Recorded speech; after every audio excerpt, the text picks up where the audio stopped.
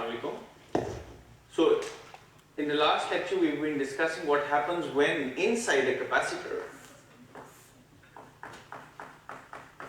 I place a metal sheet. If the metal sheet weren't there, a charge Q had been deposited on these plates and the potential drop V naught existed. And I also knew that the electric field that exists is given by sigma over epsilon naught, where sigma is given by Q over the area of these plates. Now if I inserted a metal object or a metal piece inside this capacitor, this metal piece became polarized.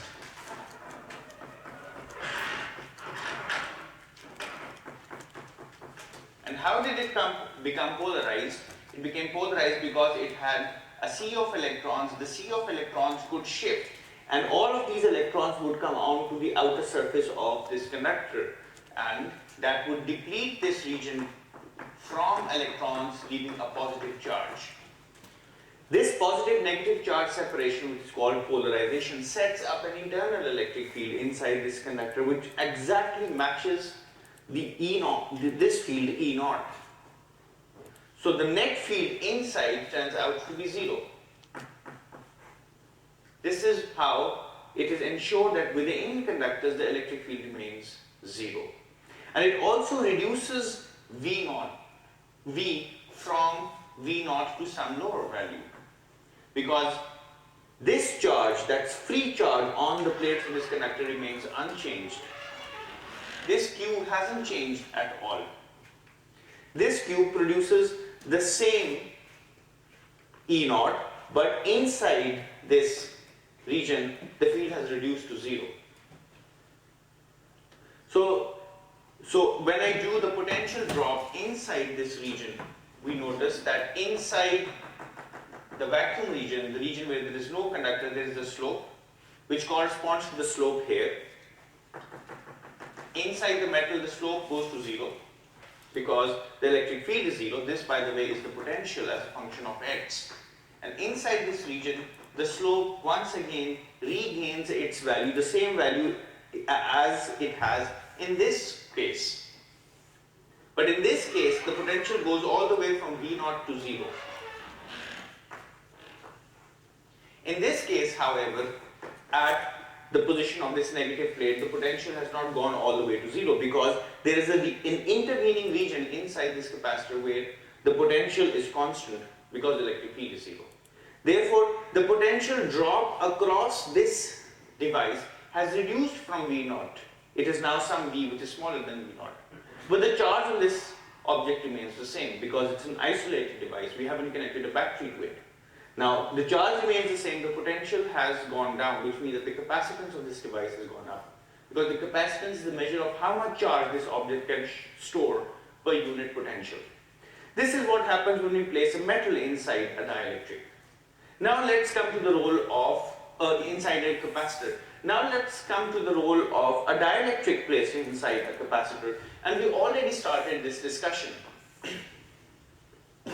Suppose I have this same charge configuration, a charge of plus Q on a metal plate and a charge of minus Q on a neighboring metal plate, and these are separated by distance d. Now what I have is that I've placed an insulator or a dielectric inside this device. Now in real capacitors, you will hardly see metals placed inside conductors, or you will hardly see vacuum inside capacitors. Those vacuum capacitors are quite rare. In most cases, you generally have some fluid, such as an electrolyte or some other kind of soft material, such as mica, plastic, Teflon, barium titanate, strontium titanate, one of these ceramics, inserted inside a capacitor. You can have air-filled capacitors, paper-filled capacitors, dry capacitors, ceramic capacitors. So these are generally insulators. Now we've already mentioned that these insulators are made up of molecules that can be polarized in the presence of an electric field.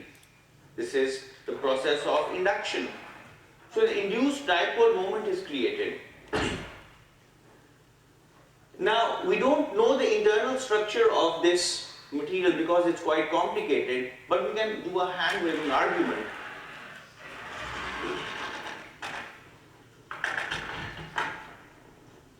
And this hand-waving argument says that this object is comprised of molecules.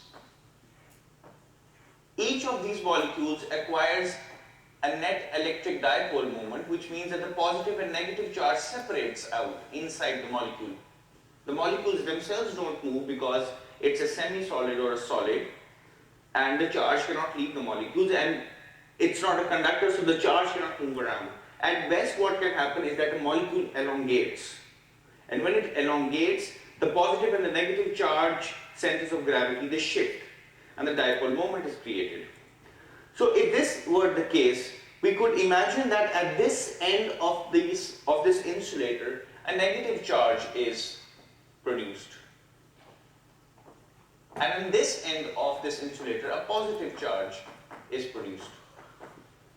In fact, this material is going to dilate a little bit. It's going to expand a little bit when it's placed inside the electric field. The effect is going to be really small. It's going to be the order of angstroms. But still, this material is going to bulge a little bit because of the elongation of the molecules. If you apply extremely intense electric fields, you can actually perform experiments in which you can see the expansion of this material because the molecules are bulging outwards. You had a spherical molecule in the presence of an electric field. This molecule is going to become a prolate. It's going to expand a little bit. Anyway, now we would like to calculate the electric field inside this yellow insulator. But calculating the electric field is not easy because we don't know the structure of this material. It's quite complicated.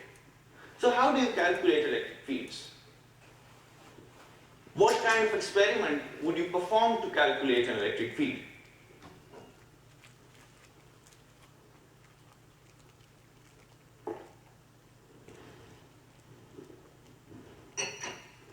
How would I calculate an electric field? If I were to perform an experiment, what kind of experiment comes to your mind?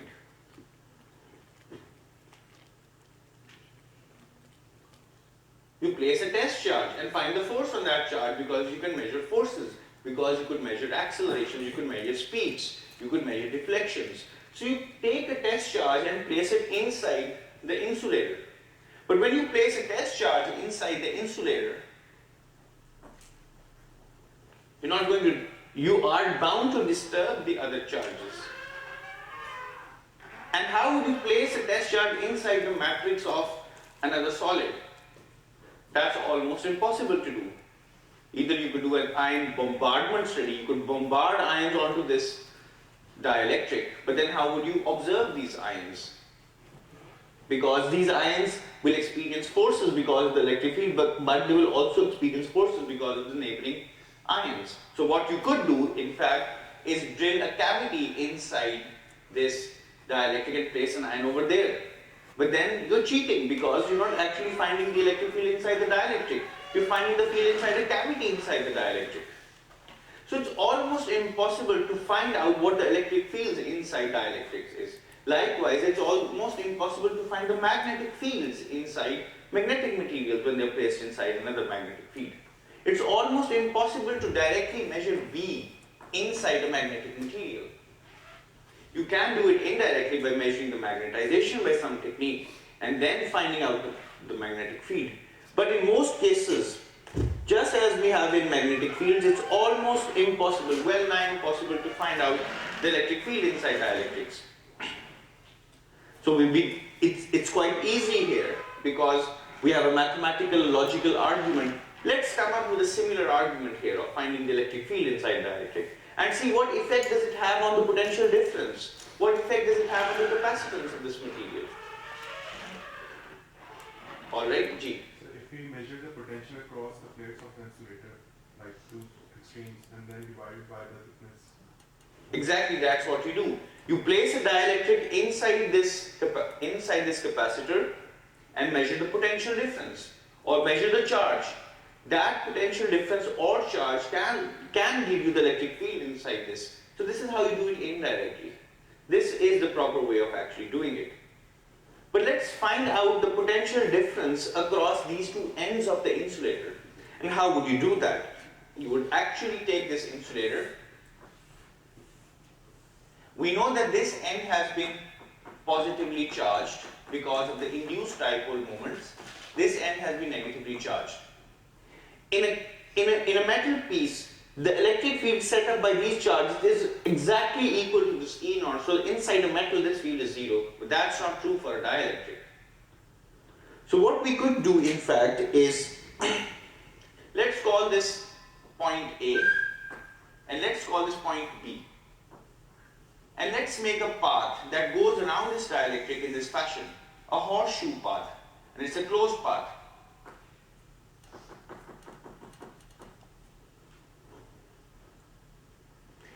Now from basic logical common sense, we can actually find out what the electric field is going to look like around this path because of these charges. There are no charges at the bottom, there are no charges at the top, there's no reason for a charge to exist here, no reason for a charge to exist here. So the electric field here is going to point in this general direction. Here it's going to point in this general direction. So I'm just drawing general directions here. Here the electric field is going to point in this general direction.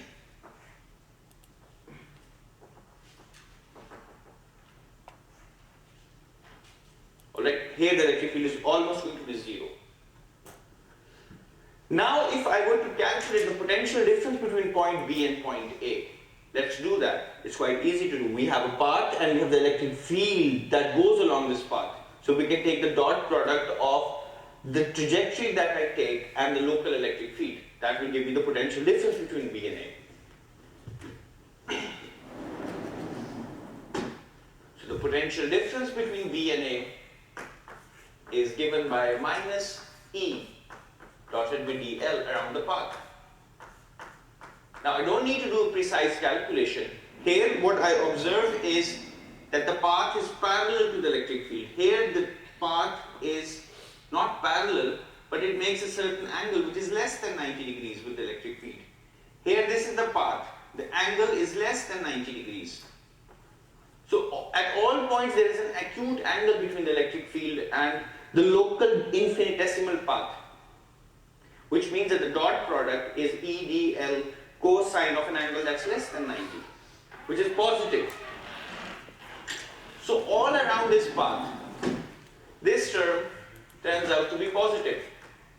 So I'm integrating a positive number over the entire path, but there's a negative sign here, which means that all of this is going to be negative, which means that VA is going to be larger than VB.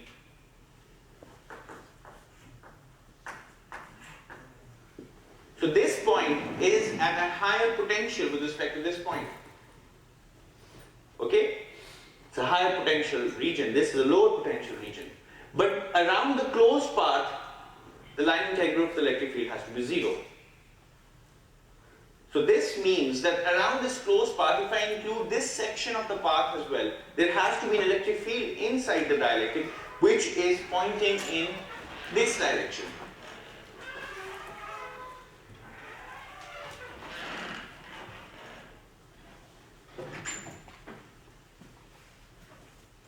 So just due to these charges that are produced on the surface of the dielectric, there is a dipolar field or an induced field which is pointing from the region of high potential to the region of low potential, because only that will necessitate that E dot dl inside this material along this path is negative. So it becomes equal to the positive contribution here. And the net electric field's line integral around this closed path is 0. That's the only direction this field can point in. Right? So what I'm trying to do here is, if I take a line integral around the closed path, E dotted with dl, from A to B, and then from B to A, inside the dielectric. So this is inside the dielectric, this is outside the dielectric.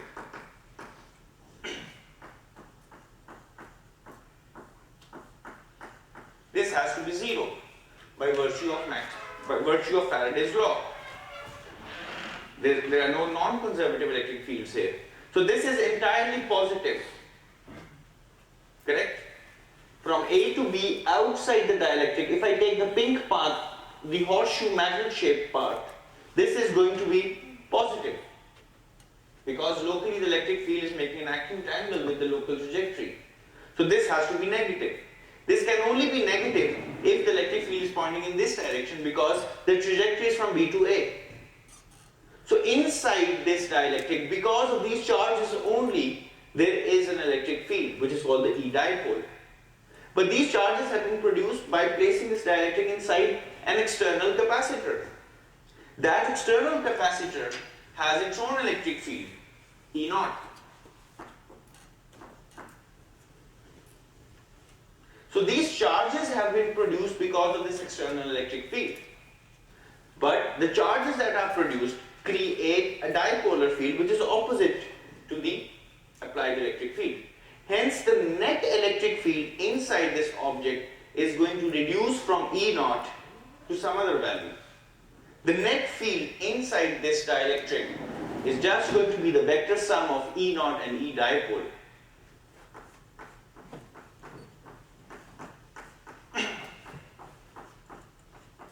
Since they point in opposite directions, we have this E naught minus E dipole.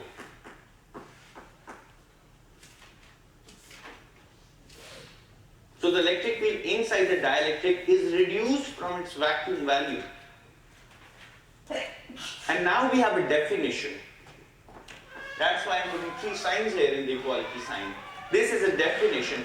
This net field is reduced. E naught is reduced to some net field. And how much is it reduced? It's reduced by a constant which is called the relative permittivity. This is a positive number. It has to be greater than 1. So this tells us how much E naught is reduced to yield a net electric field inside the dielectric. This is called the relative permittivity.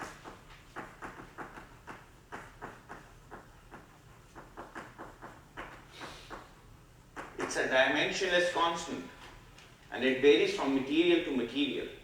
Generally larger than 1. For vacuum its value is 1. For air it's slightly larger than 1. For water its value is 80.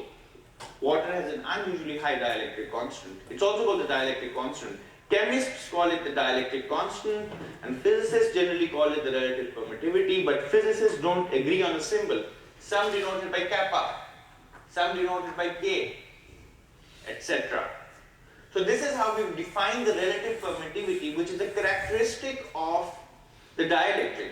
And this object, which is experimentally measurable, just washes away the internal structure of this dielectric. We don't have to care about what the internal structure of this dielectric is. We just find out somehow the net electric field by looking at the voltage across the capacitor plates or the charge that is on the capacitor plates. We can measure it experimentally. Alright? So what is the effect of this positive greater than 1 relative permittivity on the capacitance and on the voltages? Let's look at 2 scenarios. First of all, I would like to look at the case when the capacitor is isolated, which means that the charge on the plates is fixed.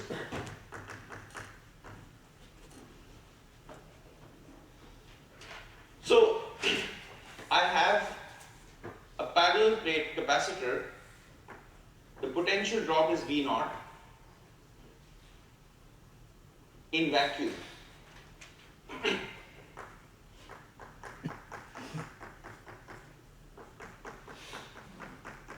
Sorry.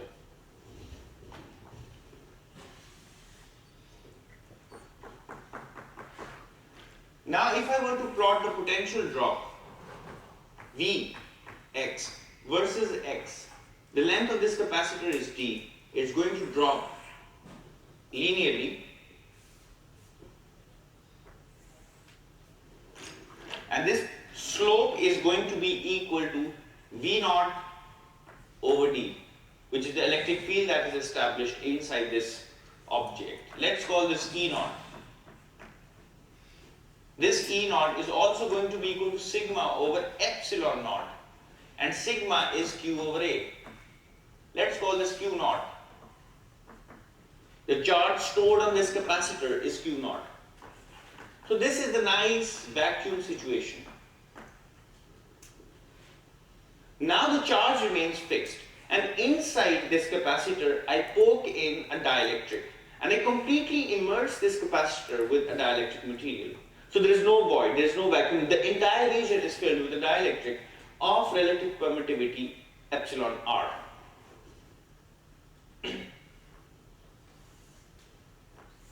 Now I fill this with my dielectric, and this dielectric is completely characterized by epsilon r. This is all that we need to know about the dielectric. Now the free charge that's on the plates of the capacitor is still there.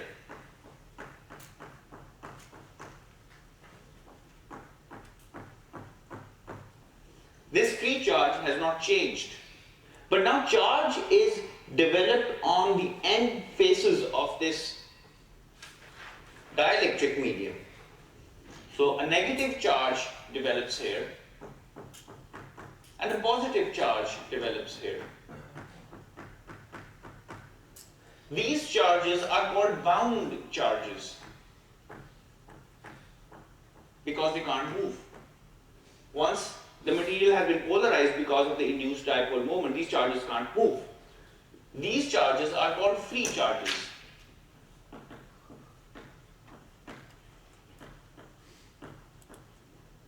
Now let's find out what's happening in this scenario. The free charges remain constant. They're still Q naught. Because charges can't go anywhere. There's no battery connected, there's no external circuit, and they can't jump onto the dielectric. Now what we would like to know, we know that the electric field inside this material is reduced. The net electric field is now E naught divided by epsilon r. This is how we define the relative permittivity. Inserting a material of permittivity means that the net electric field has been reduced inside this medium. Now if I were to plot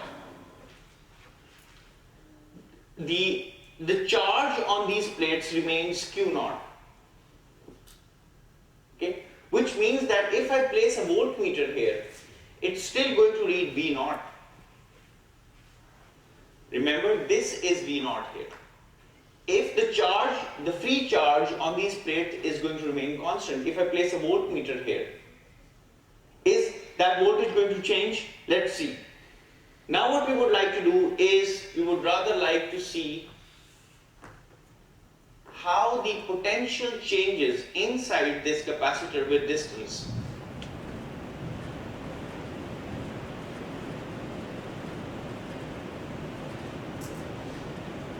Previously, our potential went down to 0. This is the case for vacuum. Correct? This is, I've just redrawn this figure over here. The slope of this line is E naught, is V naught divided by D. That gives me the electric field. Now the electric field has reduced inside this medium, which means that if I were to go from this point to this point, the slope of the line of this curve will actually give me the new electric field. The new electric field is E naught. It's reduced from E naught to E naught over R, which means that the slope of this line is going to reduce. So as I reach point D, the potential has not gone all the way down to 0, rather the decrease is less steep, it's gradual, and at point D I'm at a higher potential than 0. The slope of this line is E net over E net, and it's going to be less than E naught because ER is larger than 1. So once I reach point D, I'm not at 0 potential, even though here I'm at 0 potential. Because the net electric field is smaller, the slope of this line is smaller. Electric fields are just the slopes of potential versus distance. Now at this point, the potential has gone up from 0, which means that the difference from this point, which is the potential difference, is now reduced. This V is smaller than V naught. This delta V is smaller than V naught. So the potential difference across these plates has in fact reduced. The charge still remains the same.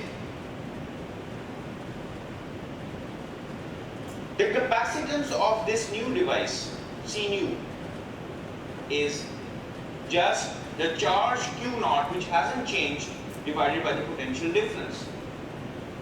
But the potential difference has gone down, which means that the capacitance of this device has gone up. So now it's storing the same amount of free charge for a smaller potential difference. Its capacitance has gone up.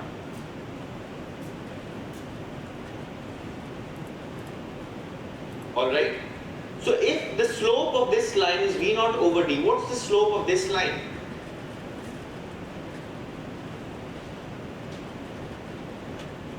What's the slope of this line? What's E naught, E net? It's E naught over R. It's E naught over epsilon R. E naught is V naught over D. So the potential has dropped. At this point, the potential has gone up, which means that the potential difference has dropped from V naught to V naught over D. V naught over epsilon R, sorry. So now this object has gone down from delta V to delta V over ER. So this means that this new capacitance has become epsilon R over Q naught into V naught divided by V naught. The capacitance, the original capacitance was Q naught over V naught. The new capacitance is this original capacitance multiplied by epsilon R. So the capacitance of this device has gone up by a factor of epsilon R. So what we observe is that the potential difference drops to delta V over epsilon R. The electric field drops from E naught to E naught over epsilon R. The capacitance of this device goes up from C naught to epsilon R C naught. So once I place a dielectric inside a capacitor, the capacitance goes up, the potential drops, the electric field drops. So for the same potential difference, a bigger amount of free charge can be stored. If this were connected to a battery instead, the battery clamped the potential difference, which means that it kept the difference between these plates at V naught. This means a bigger amount of charge can be stored on these plates. So if I have any capacitor and if I would like to calculate its capacitance, a panel plate capacitor, that would be given by the original capacitance, which is E naught A over D multiplied by epsilon R.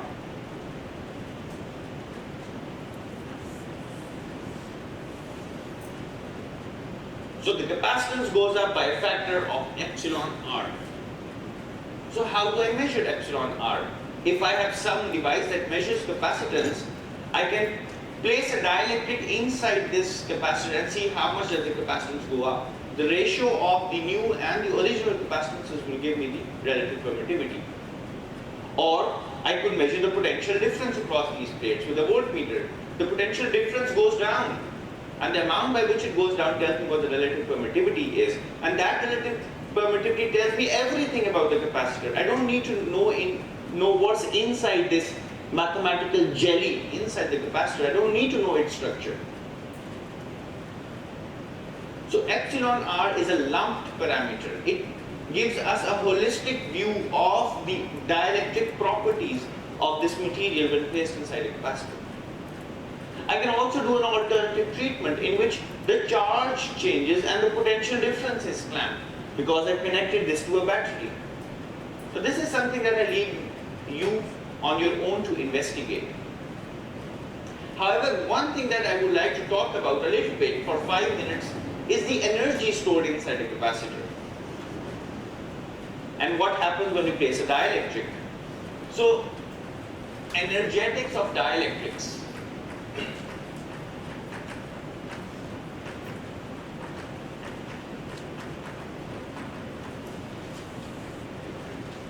So what I would like to mention is that we know that the energy stored inside a capacitor is half C V squared. Now for this particular case in which the potential is not clamped but the charge is fixed, if I place a dielectric inside the capacitor, C changes, it increases by epsilon r, and V also changes. It goes down by epsilon r, but I have a square here.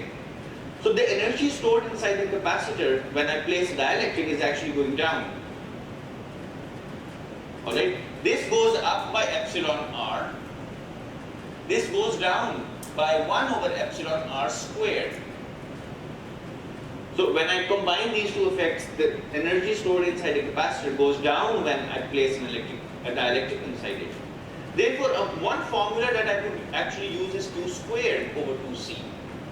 If I have an isolated capacitor, Q does not change, C changes, however, when I place a dielectric. If this goes up, the energy stored inside a capacitor goes down. Alright? Therefore, if I have a capacitor which has vacuum in between versus I have a capacitor which has a dielectric immersed between the plates of the capacitor,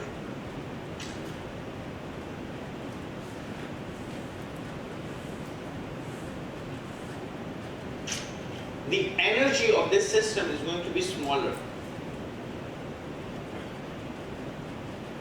So the energy here, U energy, electric energy without a dielectric divided by the energy with a dielectric. This ratio is, this energy is larger without a dielectric.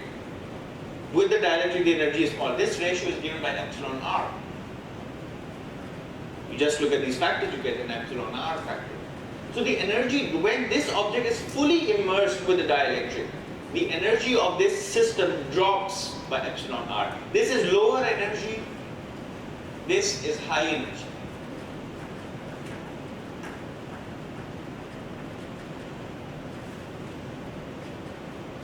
Therefore, if I have a case in which I have two plates of a parallel plate capacitor, the charge is fixed, for example. I have not connected this to a battery.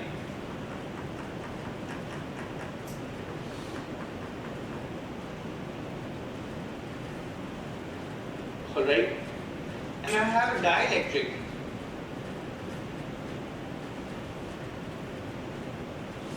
that's partially immersed inside this medium.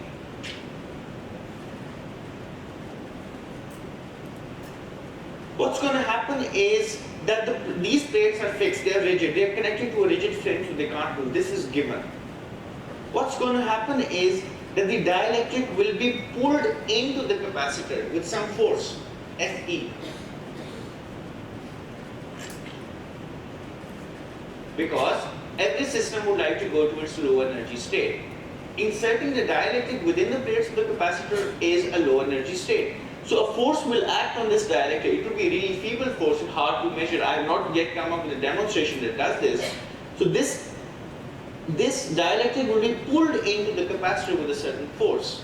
That force can be calculated from the derivative of the potential energy of this system, where this variable is x. Now how do I calculate the potential energy of this system? I have in fact two capacitors here. One has vacuum in between the plates, and some region has a dielectric in between the plates. So if this total length is L, I have one capacitor which is of length L minus X, which has vacuum in between, and I have one capacitor which has length X, which has the dielectric in between.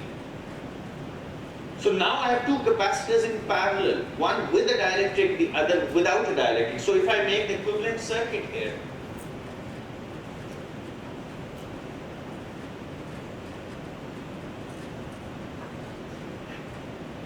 two capacitors. This capacitor has a capacitance epsilon R A 1 over D, where A1 is given by L minus X into the width, that is the width into the plane of the paper divided by D. This is the length L minus X. This capacitance is, this is epsilon naught. This capacitance is epsilon naught times epsilon R X W over D. Now since these capacitances are in parallel, their equivalent capacitance is just going to be the sum of these two.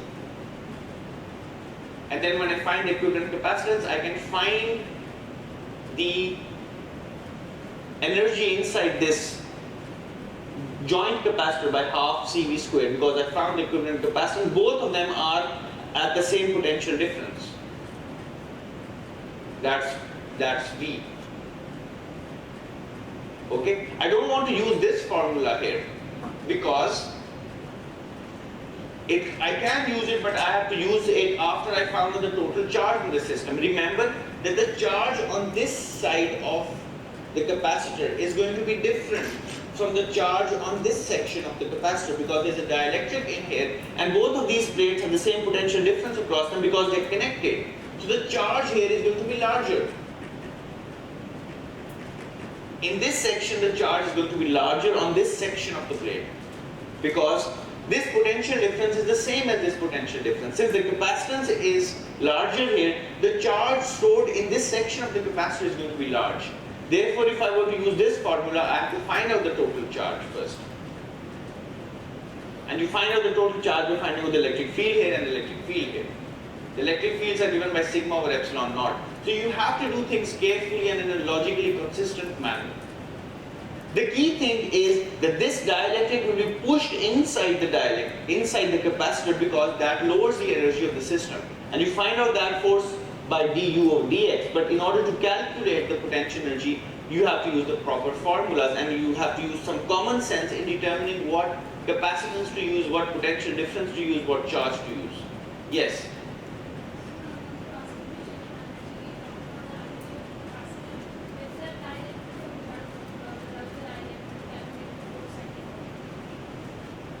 If this dielectric is partially immersed inside this object, this force is going to change with x. So this is a general force. If this x is 0, then the force is going to be something. When this dielectric is fully immersed inside the capacitor, this force will turn out to be 0 when x equals L. So this is a general mechanism for finding the force at any value of x when the overlap is all the way from 0 to maximum. Yes, you have to find out whether this is a series combination or a parallel combination of capacitors. You find out the equivalent capacitance and from that you find out the energies using an appropriate formula. Remember, it's very important that this charge on this side of the dielectric is larger, because the electric field is smaller here, but the potential difference has to be the same as the potential difference across these plates. But since the electric field tends to be smaller, you would put in a bigger amount of charge here to keep this electric field the same as the electric field here, because this distance is the same. Right? So this is the argument. You would like to keep this potential difference the same across the capacitor, which means you would like to keep the electric field the same, because the electric field gradient is just the gradient of the potential difference. The potential difference is the same. But the electric field tends to be smaller here. because of the dielectric. So if you would like to ramp up the electric field in this region, you would like to put in more free charge on the plates here. That more free charge will create a bigger electric field here, and it will compensate for the effect of the smallness of the electric field because of the dielectric. Yes, sir? Sir, why would the free charges redistribute themselves on the plates because they have no free? Right. They don't do that because that does not lower the energy of the system. You can have all of this plate is at the same potential, but you can have a bigger concentration of charge here and a smaller concentration of charge here. It's just like if I have a positively charged object here and I have a metal piece which is charged. Suppose this metal piece is charged with some negative charge. What's going to happen is that all of that charge is going to accumulate here because the electric field is going to start at the positive charge and it's going to stop at the negative charge.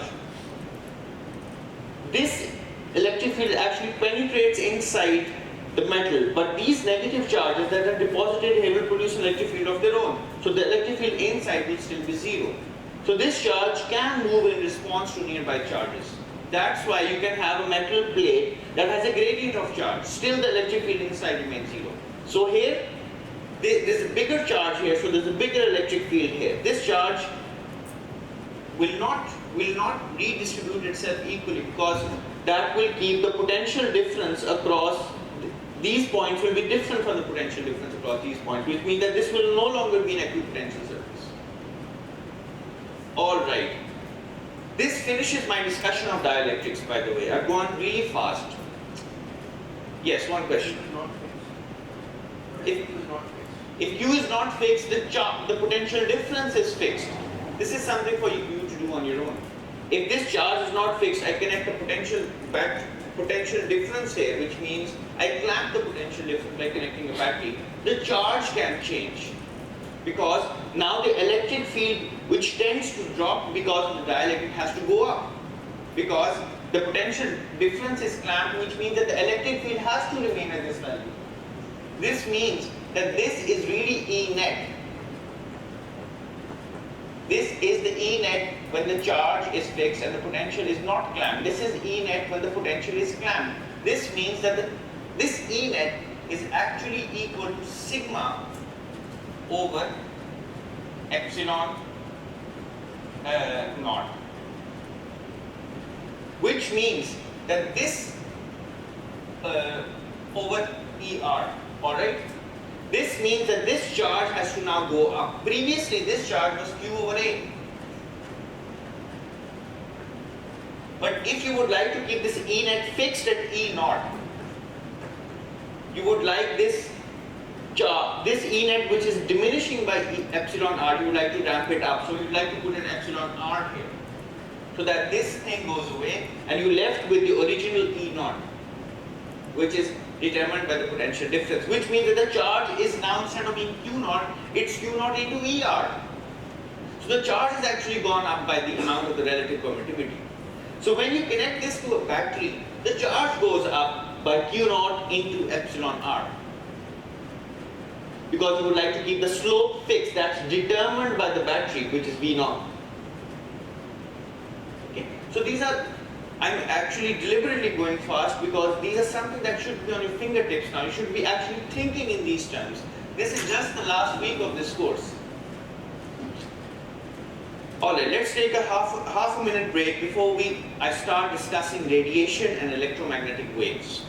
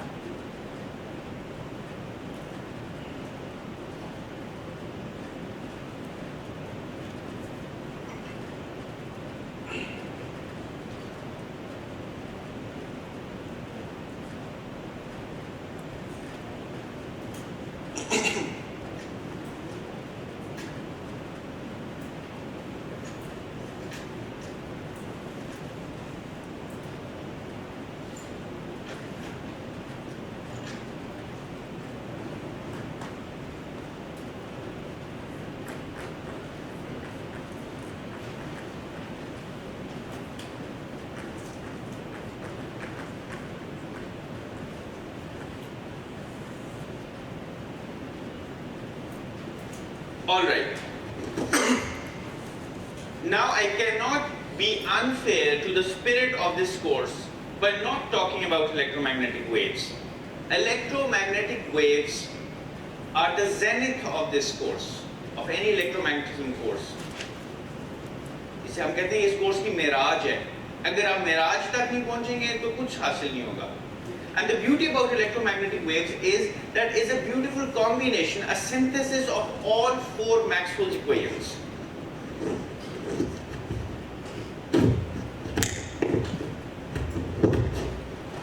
Now let's write down the Maxwell's equations.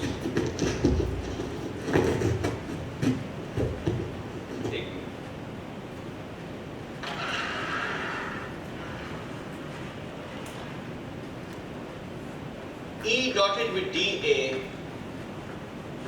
closed path, closed area is 0. Is charge enclosed over epsilon naught. B dotted with dA, closed path is 0, closed area is 0.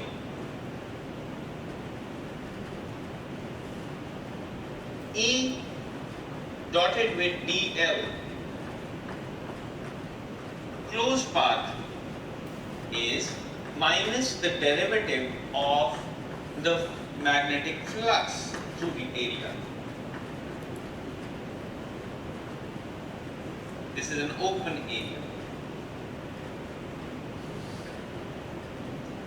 B dotted with dl about the closed path equals mu naught times the conduction current J dotted with dA or I, all of this is I, about an open path that is bound by this closed, open area that is bound by this closed path plus mu naught epsilon naught times the time derivative of the electric flux through an open area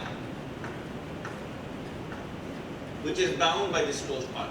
So these are the four Maxwell's equations in their full glory, in their full sunshine.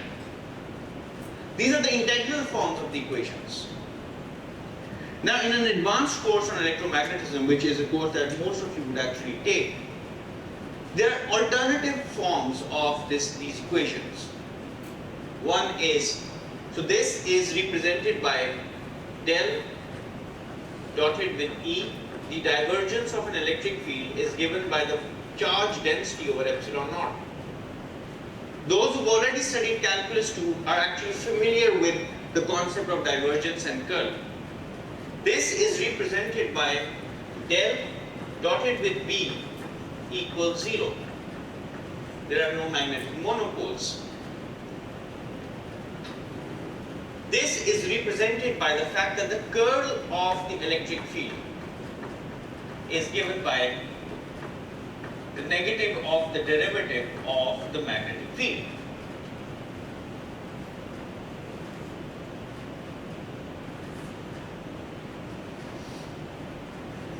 This is represented by del of the curl of the magnetic field is given by mu naught the conduction current JC plus the displacement current JD. Now these forms of the Maxwell's equations, they are really differential equations. Now you have four differential equations and you can simultaneously solve these differential equations to find out what the electric field should look like, what the magnetic field should look like. So in an advanced course, you can actually solve these differential equations, but this is something that we're not going to do because we don't actually understand these equations at the moment. So what we're going to do is we're going to take an alternative approach.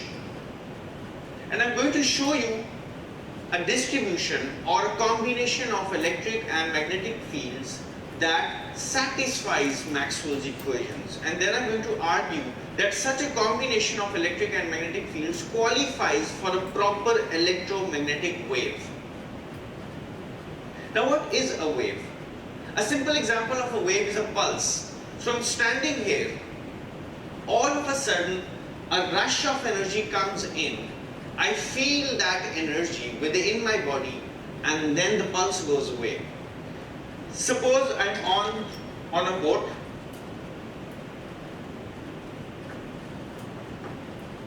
In a steady lake. Now there's no wave here. All of a sudden, a pulse is excited somewhere in the far distance, and this pulse moves towards me with a speed v. I feel the pulse after some length of time, depending upon the speed of this object and how far the pulse has been generated. And how do I feel it? I just toss in my boat on top of the pulse.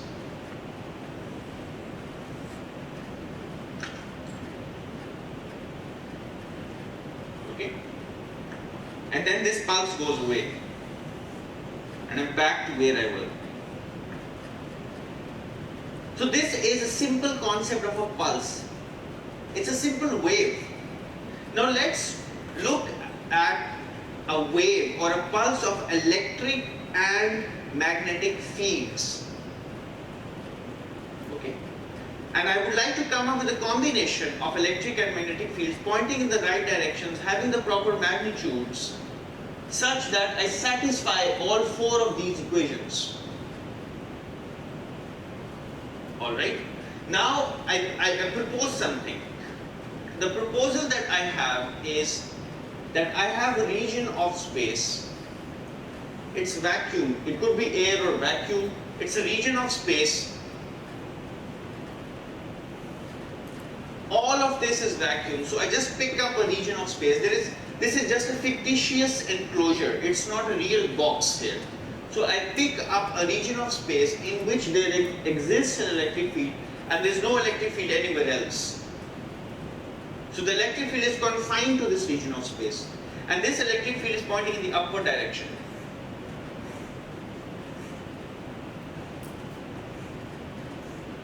And it's uniform. It's the same within this enclosure, and it's all pointing in the upward direction. This is my electric field.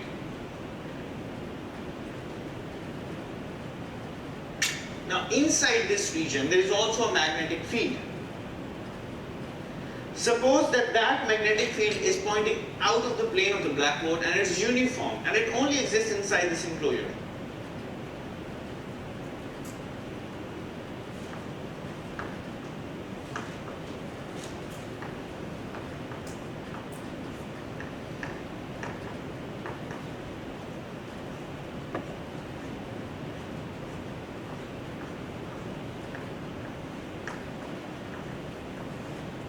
The magnetic field is coming out. It's pointing out of the plane of the blackboard and it's uniform. And the magnetic field is zero everywhere else. So this is my magnetic field. And it's zero everywhere else. So there's an enclosure in space, a region in space where there exists an electric field pointing up and a magnetic field pointing out. And this enclosure is moving with some speed v towards the right, for example. Now I would like to see whether this arrangement of electric and magnetic fields inside space, which is actually moving with time, does it satisfy Maxwell's equations? 1, 2, 3, 4. Gauss's law for electricity, Gauss's law for magnetism, Faraday's law, Ampere, Maxwell-Ampere's law.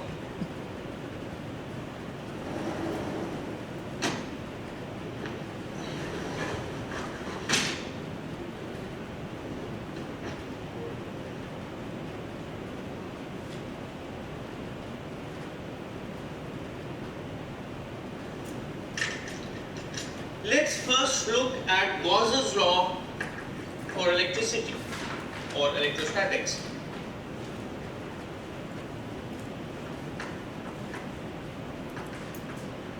What Gauss's law states is that if I take a closed volume inside any space, any region of space, the flux to that volume, to the area that is bound by that volume, must equal the charge enclosed over epsilon naught. Now this is free space. There is no charge anywhere.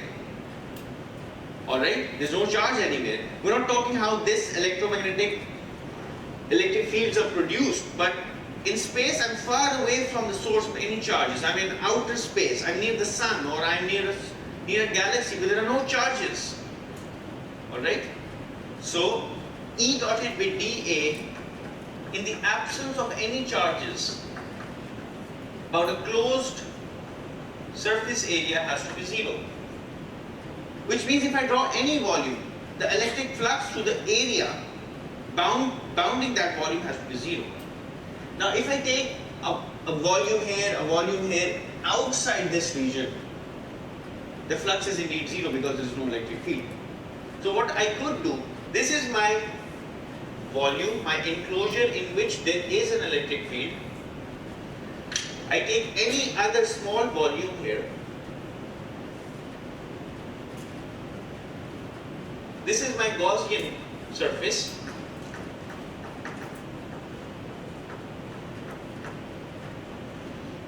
And this is the region where the electric field exists. So what's the flux of the Gaussian surface here? 0. Because flux is coming into the bottom surface, is going out of the top surface. So I take any Gaussian surface I like in space. It satisfies Gauss's law for electrostatics. Because this is a uniform electric field, I take any closed surface area, the number of lines that are entering that area is going to be equal to the number of lines that are leaving that area. And there's no charge enclosed inside the Gaussian surface. So E dotted with dA is satisfied all the times, whether I have a Gaussian surface outside this slab, or I have a Gaussian surface partially inside this slab, or I have a Gaussian surface that is totally inside the slab. If I make a Gaussian surface here, like this, the flux through this surface is also going to be 0. Because electric fields are coming in, they're going out. They're coming in from the bottom, going out from the top. There are no electric field lines that are piercing the areas on the side. Because the electric field lines are going up, the area vectors on the side are normal to the electric fields. So there's a positive contribution to the flux from the bottom surface, a negative contribution, positive from the top, negative from the bottom, the two cancel out. And the flux through any closed surface that I will draw, whether it's inside this slab or outside this slab, is going to be 0. And Gauss's law for electricity is satisfied. Now let's look at the magnetic version of Gauss's law.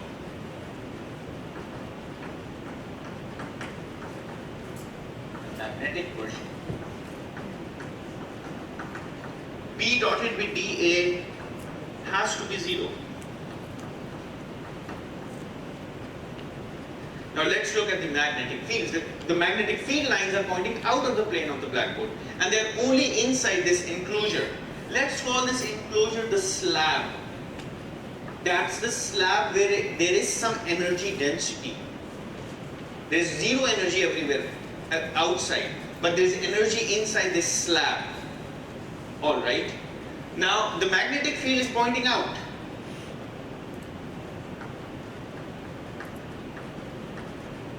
If I take any closed surface, the field lines coming in from the back are also going out from the front. So the total magnetic flux through any Gaussian surface that I draw is still 0. Gauss's law for magnetism is satisfied. So this slab of electric and magnetic field lines that are perpendicular to one another does satisfy the two Maxwell's equations, the easier ones.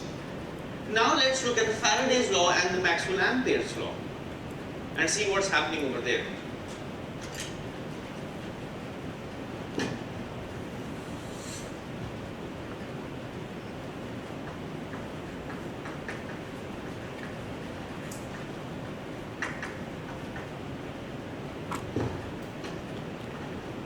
Now this is my slab.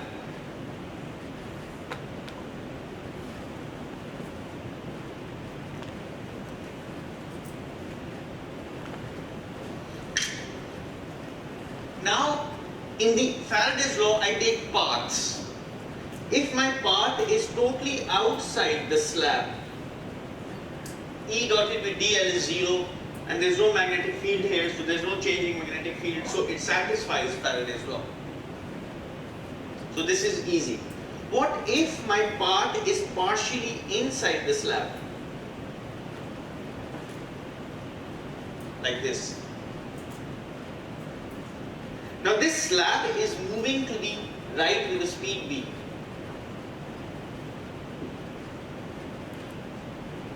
Now this is something for you to carefully understand.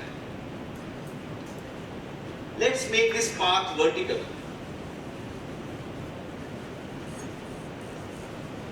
So if this path is vertical and it's outside the slab, I'm fine. If this path is partially immersed inside the slab and it's still vertical, I have to see what's going on.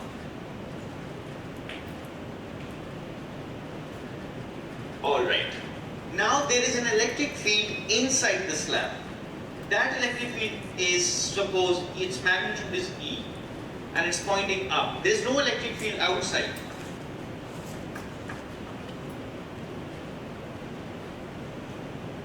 Alright. Now this region of the area enclosed by this path is inside the slab and the remainder of the region is outside. Correct? And this slab is moving with the speed v towards the right. So this dashed region is actually increasing with time because this entire slab is moving towards the right. Correct? Now what I would like to do, I would like to look at the left hand side of Faraday's law. It's E dotted with dl. So if I traverse this path in this direction here, then E dotted with dl will be non-zero only for this side. So I will get E, let's suppose the length of this or the width of this object is L. Let's call this L. EL. Now this EL must equal minus dV by dt of the magnetic flux through this area. Now this is the area we're talking about. The flux through this section of the area is 0 because there is no magnetic field here.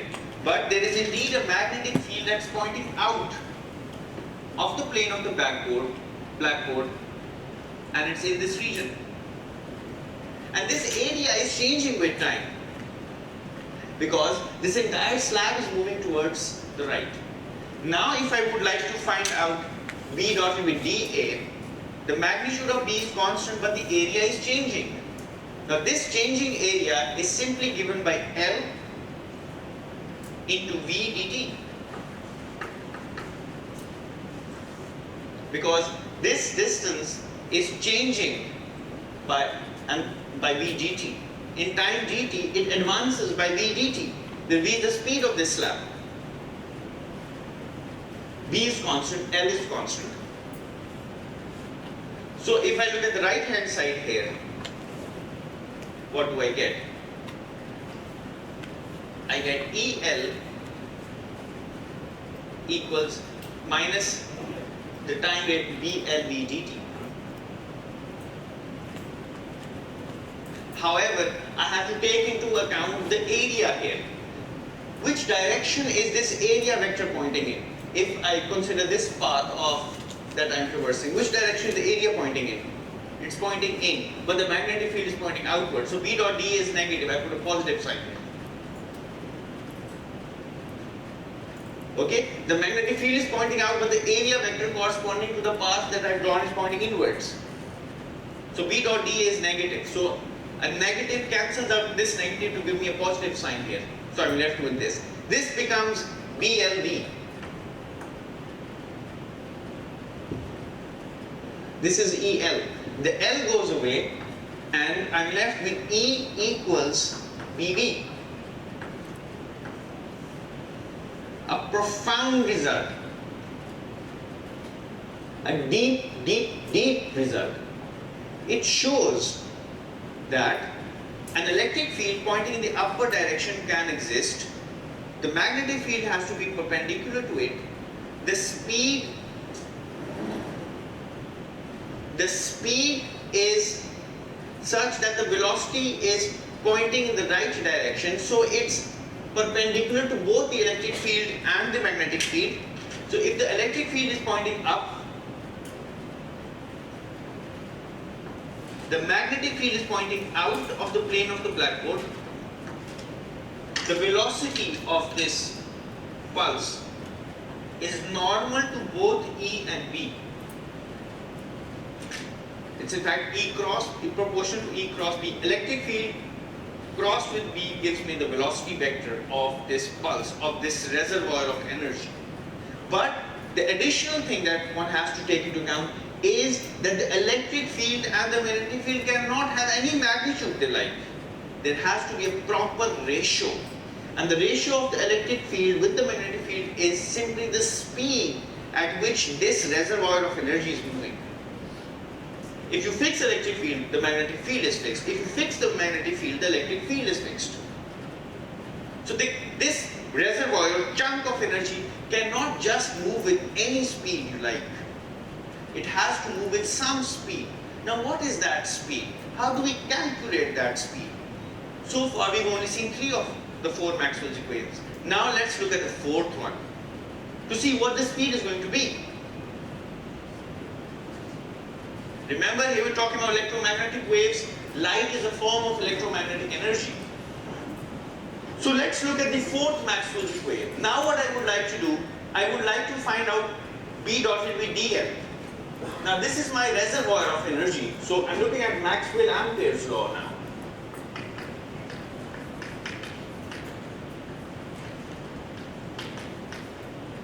This is my reservoir of energy, moving with some speed v, which I now know has to be equal to the ratio of the electric and the magnetic fields.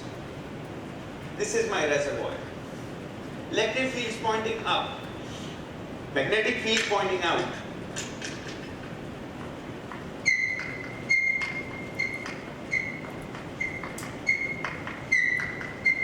Now let me draw an Amperian path. And the path that I draw is now horizontal. If I drew a path that outside this reservoir, B dotted with dl is going to be 0, and there is no changing electric field through this region, so everything is fine. Remember, inside vacuum, there is no current because there are no charges. So this term is actually 0 inside vacuum if there are no currents flowing. So I'm only dealing with changing electric fields here. So in free space, there are no charges, there are no conduction currents. So for this Amperian path, Ampere-Maxwell's law is automatically satisfied. But what about an Amperian path that is partially intersecting this reservoir of energy? Alright? Now let's traverse this path in this direction.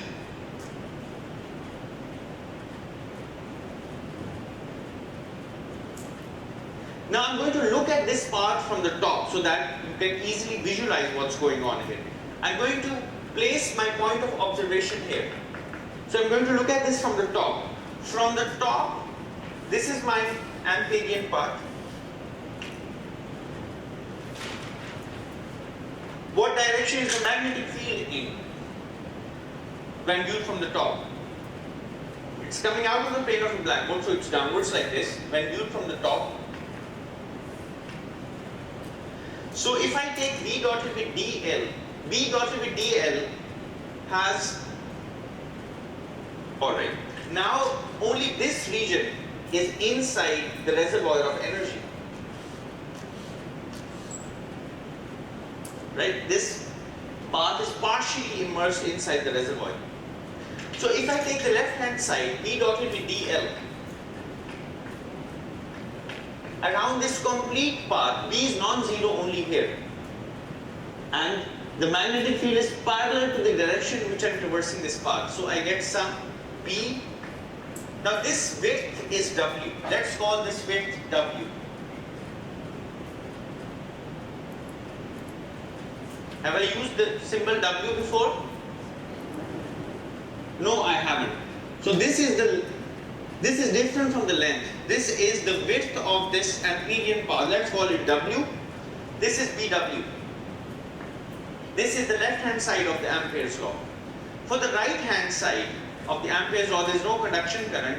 The right hand side is mu naught epsilon naught times the time derivative of the electric flux through this area. Now there is no electric flux inside this region. Remember that the magnetic field lines don't exist here. Magnetic field lines are only existent up to this point. There is no electric and magnetic field here. So in this region there is no electric flux. It's only that within this slab of energy there is an electric field. What direction is the electric field pointing in? It's out of the plane of the blackboard when viewed from above. So the electric field is pointing outwards.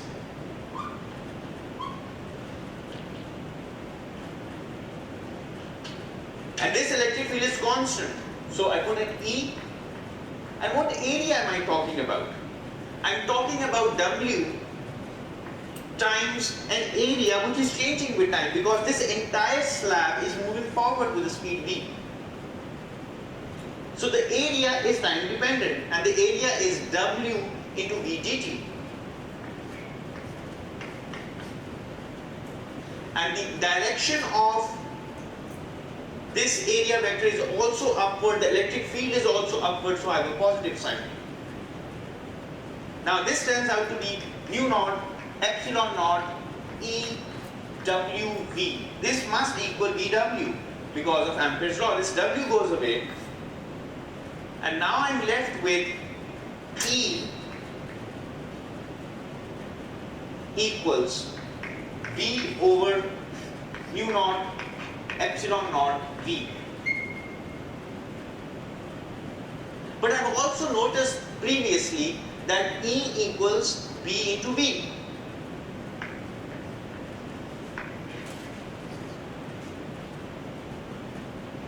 So from these equations, I immediately recognize that V square equals 1 over mu naught epsilon naught.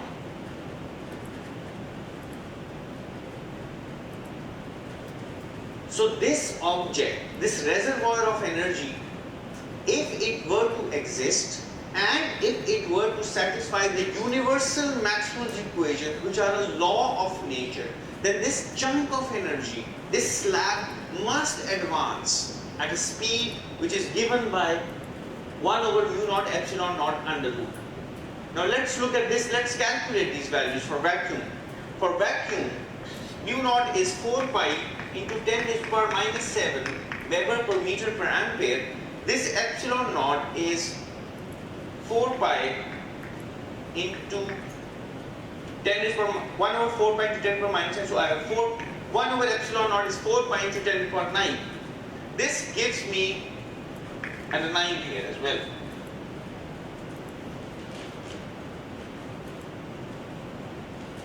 Right? Remember that in Coulomb's law, 1 over 4 pi epsilon naught is 9 into 10 to the power 9 Newton meter square per Coulomb square. From here I've written down 1 over epsilon naught is equal to this. 4 pi goes away, I'm left with 9 into 10 to the power 16 approximately. Which means that this V is the square root of this 3 into 10 to the power 8 meters per second, which is called the speed of light roughly.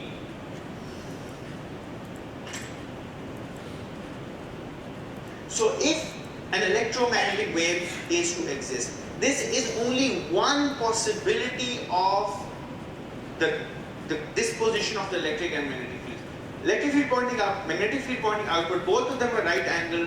The velocity vector is normal to both the electric and the magnetic fields, and this entire reservoir of energy is moving forward with a speed which is equal to 2.99792,458 into 10 to the power 8 meters per second, or 1,86,000 kilometers in a second.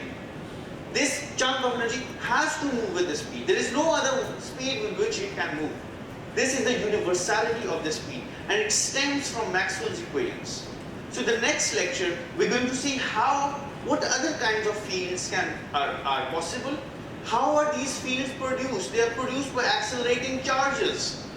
And do they carry energy? Do they carry momentum? And what is the concept of pointing vector? Does it make sense of defining S as the cross product of E and B? Inshallah, see you on Thursday. I won't be here for the quiz this evening, but the quiz is ready. Wish you best of luck and see you on Thursday with the last class. Thanks a lot.